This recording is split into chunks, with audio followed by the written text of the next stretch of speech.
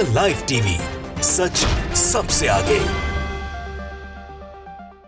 Israel फिलिस्तीन युद्ध में जितना इस बार नेतन्याहू को विरोध झेलना पड़ा है, जितना निंदा नेतन्याहू की गई है, शायद इतिहास में कभी भी नेतन्याहू को इतना कुछ झेलना खुद इजराइल के अंदर नहीं पड़ा होगा। और यहूदी समुदाय का इतना विरोध का सामना शायद किसी राष्ट्रपति को या इजराइल के किसी भी नेता को नहीं झेलना होगा। जो नेतन्याहू का हो रहा है विरोध, उसकी आप कल्पना नहीं कर सकते हैं। इस बार की जंग जो है इजराइल और फिलिस्तीन की, वो बहुत भयावह है। इजराइल हमेशा की तरह बच्चों को मारने का काम कर रहा है, महिलाओं को मारने का काम कर रहा है, लेकिन इस बार इजराइल को भी नुकसान हो रहा है। तुलनात्मक अगर देखा जाए तो कम है, लेकिन इजराइल का नुकसान होना उसके लिए एक बहुत बड़ा विषय है। नेतन्याहू को अब एक नए ताज़ा विरोध का सामना करना पड़ रहा है। आप अंदाज़ा नहीं लगा सकते इजराइल में कैसे समंदर की तरह लोग नेतन्याहू के खिलाफ नारेबाजी कर रहे हैं। लोग कह रहे हैं फौरन युद्ध विराम की बात करो, फौरन हमारे जो बंधक बनाए गए हैं उनको वापस देने का काम करो, हमास से चर्चा शुरू करो। और ये सब तब हुआ है जब 3 इजराइल के नागरिकों को, जो बंधकों में से थे फिलिस्तीन में हमास के पास, बेरहमी से जब गोलीबारी शुरू करी इजरायली डिफेंस फोर्सेस ने, तो उन 3 को वो गोलियां पड़ी और वो मर गए। इजरायली डिफेंस फोर्सेस ने इसका ऐलान किया तो पूरे देश में हंगामा हो गया कि अपने ही नागरिकों को इजराइल ने मार दिया। आप सोचिए, पहले ये अंदाज़ा लगाइए कि अगर कोई देश इतनी बर्बरता से गोलियां चला रहा है कि उसके खुद के आदमी भी उसको पहचान में नहीं आया और उनको भी उसने मार दिया, तो फिर क्या बच्चे, क्या बूढ़े फिलिस्तीन में किस तरह का जुल्म होगा, इसका अंदाज़ा आप लगा सकते हैं। मैं आपको विरोध प्रदर्शन दिखा देता हूँ। ये सदफ ने एक वीडियो डाला है किसी मारियो नौफल के ट्विटर हैंडल से।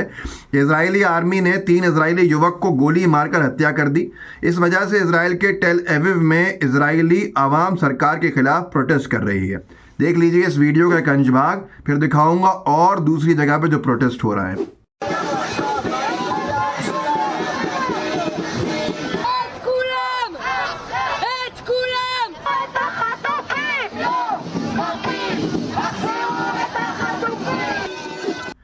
और यही हाल बहुत ज़्यादा बढ़ चुका है। खलीसी करके ट्विटर हैंडल है, उन्होंने एक और वीडियो डाला है, एरियल व्यू है, आप देखेंगे तो समंदर का जैसा दिखेगा आपको पूरा हालात जो है। ये सब क्या हो रहा है?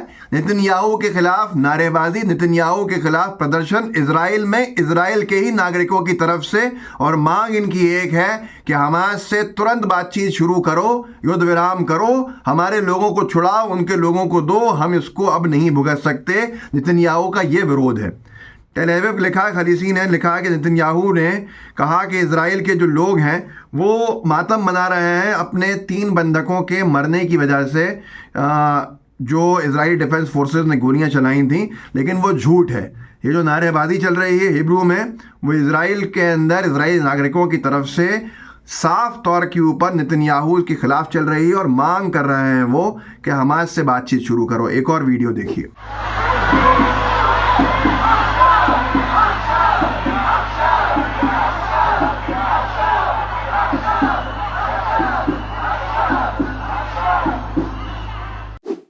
और दिखाता हूं यही वीडियो, डैन कोहिन करके हैं जिन्होंने डाला है कि साफ तौर के ऊपर, ये आप वीडियो देख लीजिए, मिलिट्री हेडक्वार्टर्स जो है इजराइल का, उसके बाहर ये प्रदर्शन चल रहा है और अब सब के सब प्रदर्शन में लगे हुए हैं।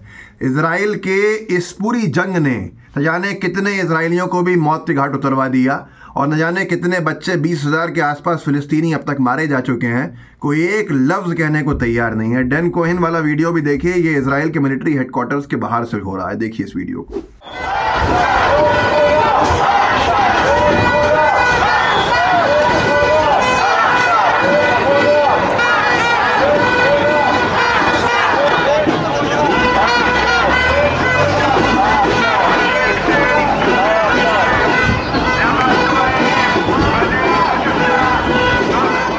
तो दोस्तों, देखा आपने किस तरह से हालात बद से बदतर होते जा रहे हैं नेतन्याहू के खिलाफ।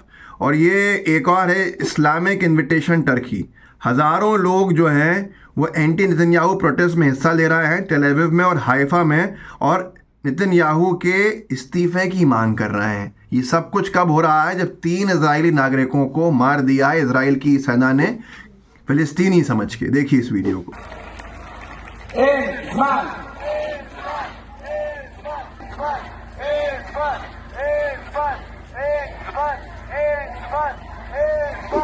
तो दोस्तों ये हाल है। और एनसीबी ने तो ये भी क्लेम किया है कि ये नेतन्याहू ने साफ तौर के ऊपर हिंट किया है नेगोशिएशंस की शुरुआत को लेके, दोबारा हमास से बातचीत को लेके। और इनके चैनल में ये पट्टी चल रही थी, Israeli prime minister hints at new ceasefire talks. साफ तौर के ऊपर जब से ये 3 नागरिक मारे गए हैं इजराइल के, तब से इजराइल में बेहद हंगामा है। इससे पहले हमने देखा था कैसे नेतन्याहू के खिलाफ जो पोल्स हो रहे थे उसमें साफ दिख रहा था कि लोग नेतन्याहू का इस्तीफा चाहते हैं। एक मैं वॉर एनालिस्ट की बातचीत सुन रहा था और वो बहुत जानकारी की बात कर रहे थे, आपसे साझा करता हूँ। इसी से जुड़ा हुआ है जो आज आरोप लग रहा है कि नेतन्याहू बेवजह में जंग को जारी रखना चाहता है ताकि बहुत कुछ जो होने वाला है वो ना हो। होने क्या वाला है, वो वॉर एनालिस्ट जो थे कोई क्रिश्चियन फॉरेनर थे जिन्होंने इसके ऊपर चर्चा में हिस्सा लेके बताया। मैंने सुना था उस शो के अंदर, उन्होंने कहा नेतन्याहू के खिलाफ इतने सारे पिटिशंस हैं, अब इंटरनेशनल जो क्रिमिनल कोर्ट है उसमें भी है, इजराइल में खुद इजराइल के जो कोर्ट्स हैं उनको सवाल पूछ चुके हैं, जवाब देना है नेतन्याहू को कि 7 अक्टूबर का जो हमला हुआ था वो जिसके ऊपर ये कहा गया कि हमास ने हमले की शुरुआत करी, इतना बड़ा इंटेलिजेंस फेलियर कैसे हुआ और इसके जिम्मेदार खुद नेतन्याहू हैं। तो नेतन्याहू को इन सब केसेस के अंदर शामिल होना पड़ेगा। इसलिए नेतन्याहू की कोशिश है कि ये जंग चलती रहे और वो अपने आप को देश बचाने वाला घोषित करता रहे। लेकिन हालात जिस तरह से बढ़ रहे हैं, जैसे बद से बदतर हो रहे हैं, वो फ़िलिस्तीन में गाज़ा को तो तबाह कर ही दिया है नेतन्याहू के आदेशों ने, लेकिन नेतन्याहू खुद भी तबाही की तरफ जाता हुआ साफ दिख रहा है। इजराइल का क्या होगा क्या नहीं होगा लेकिन वो एक अलग विषय है, पर नेतन्याहू के खिलाफ पूरा इजराइल भी लामबंद होता जा रहा है। दुनिया में भी यूएस भी कह चुका है कि इजराइल अपना बहुत बड़ा समर्थन इस तरह की हरकतों से खो देगा। जो समर्थन उसको मिल रहा था अब शायद वो मुश्किल हो, जब से इजराइल ने और हमले शुरू किए हैं।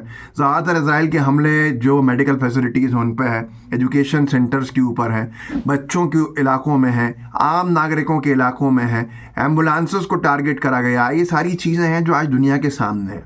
इस वीडियो को आगे बढ़ाइएगा, लोगों को जागरूक कर सकते हैं, कीजिएगा ज़रूर, और लाइव टीवी को सब्सक्राइब ज़रूर कीजिए। जय हिंद, जय भारत। द लाइव टीवी, सच सबसे आगे।